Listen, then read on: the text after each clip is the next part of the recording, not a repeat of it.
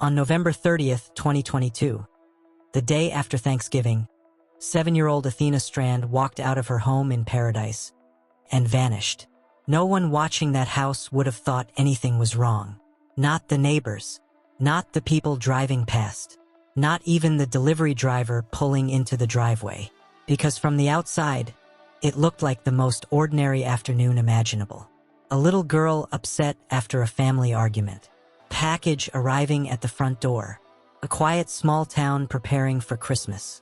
But within minutes, something happened that would permanently destroy an entire family's sense of safety.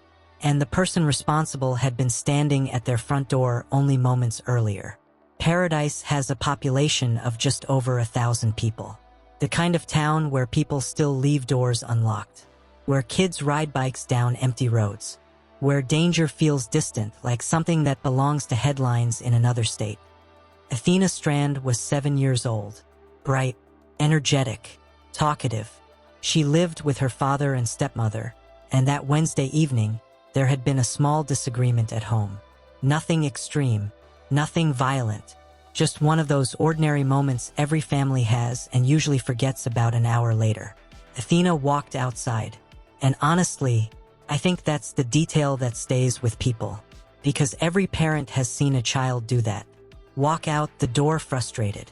Sit outside to cool off. Hide for a few minutes, expecting someone to come find them. Nothing about that moment felt dangerous. But at almost the exact same time Athena stepped outside, a FedEx driver was pulling into the driveway. His name was Tanner Horner, 31 years old, working deliveries across the area as a contracted driver. He walked to the front door carrying a package.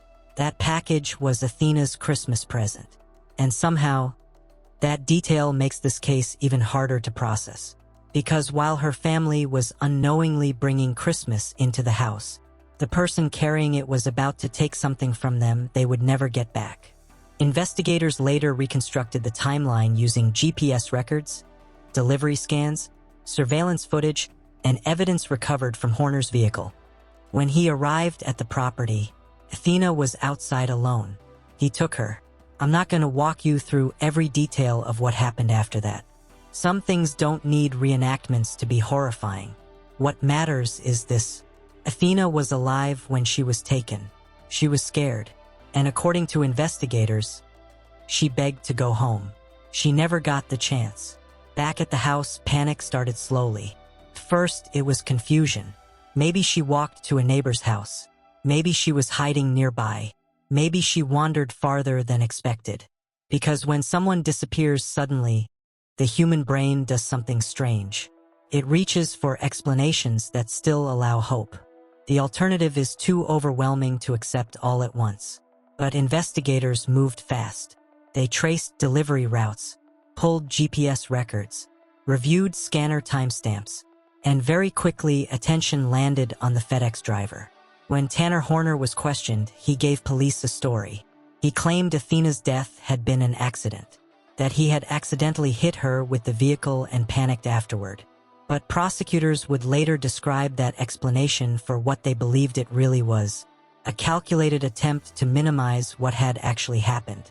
And honestly, that part disturbs me almost as much as the crime itself.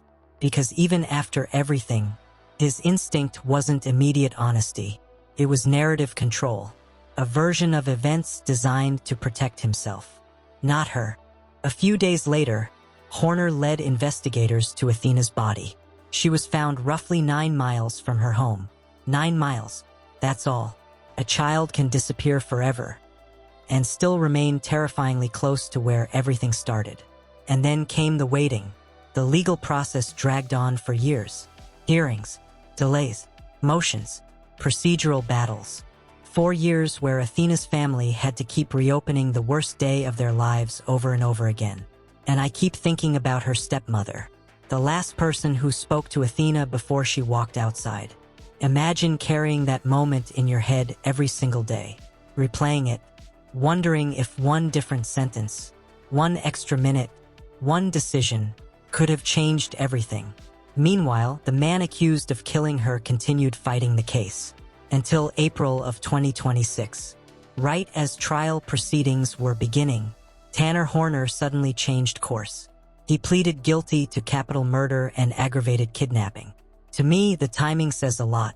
This didn't feel like remorse. It felt like inevitability, like someone realizing the performance was over. Then, on May 5, 2026, a Texas jury sentenced Tanner Horner to death.